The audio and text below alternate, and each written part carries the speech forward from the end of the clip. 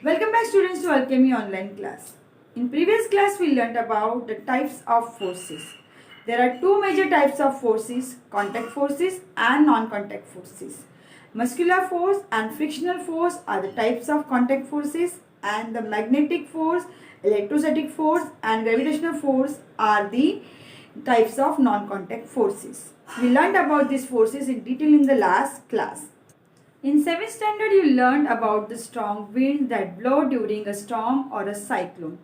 These strong winds are caused because of the differences in the air pressure. Is there any relation between force and pressure? Let's find out. When we push a nail into a wooden plank, we are using its pointed end, not the head of it.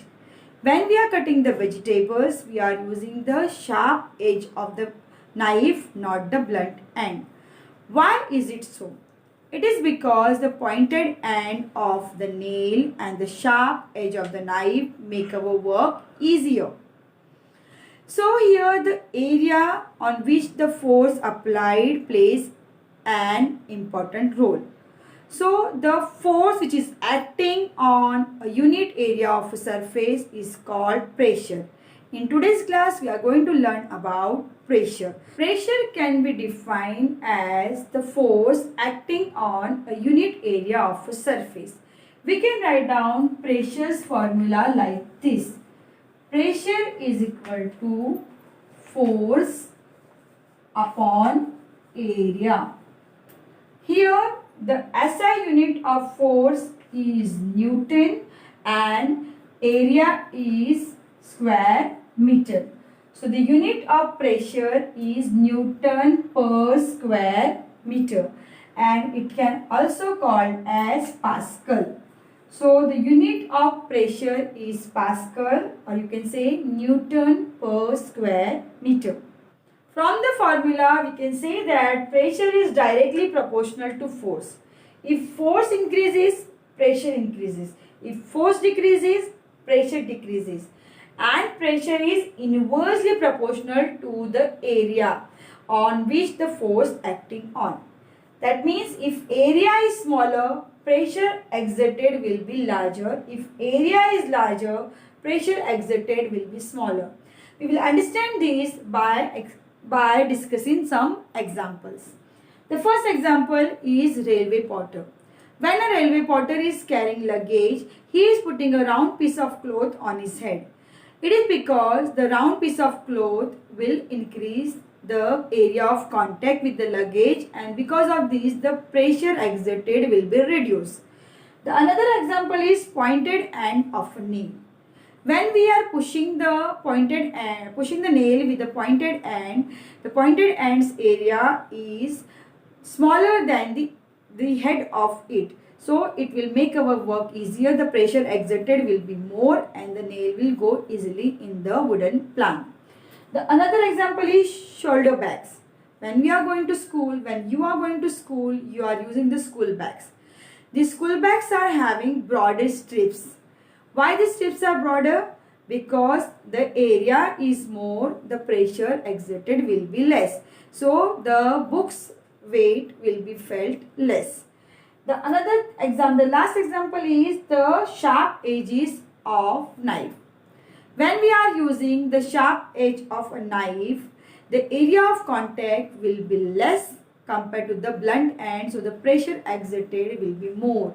That's why the tools which are used for tearing or piercing, they are having the sharp edges. So their area of contact with the object will be less and the pressure exerted will be more. For understanding this, you can simply use a pencil. Take the pencil, hold it like this, the pointed end on one finger and the blunt end on the another finger. Hold it for some time and you will feel the pressure on the pointed end more, because you can see here the mark is there on the finger. So if the area of contact is less, the pressure exerted will be more, and if area of contact is more, the pressure exerted will be less. Now we are going to calculate pressure. We are going to solve some numericals based on this topic. The first one is, if a force of 2 Newton is applied over an area of 2 square centimeter, calculate the pressure produced. Here force is given in 2 Newton and area is given 2 square centimeter. But you know that the unit of pressure is Newton per square meter. So here we have to convert this square centimeter into square meter. You already know that 1 centimeter is equal to 1 upon 100 meter. If you want to convert 1 square centimeter into square meters, you have to multiply it by 1 upon 100 into 100, that is 1 upon 10,000. So 1 square centimeter is equal to 1 upon 10,000 square meters. Same way, 2 square centimeters is equal to 2 divided by 10,000 square meters. So answer is 0.0002 square meters. Now we have to put the values in the formula. The formula is pressure is equal to force upon area. So force is 2 Newton and area is 0.0002 square meters. So the answer is 10,000 Newton per square meter or Pascal. So answer we have to write down this way. Answer is equal to 10,000 Pascal or 10,000 Newton per square meters. Second numerical is, calculate the pressure if a force of 2 Newton is applied on an area of 2 square millimeters. Here the area is given in square millimeters, and for finding out pressure the area must be in square meters. So we have to convert these square millimeters into square meters. For that we have to do this way. First of all, we have to find out how to convert square millimeters into square meter. 1 square millimeter is equal to 1 upon 1000 into 1000, that is 1 upon 10 lakh square meters.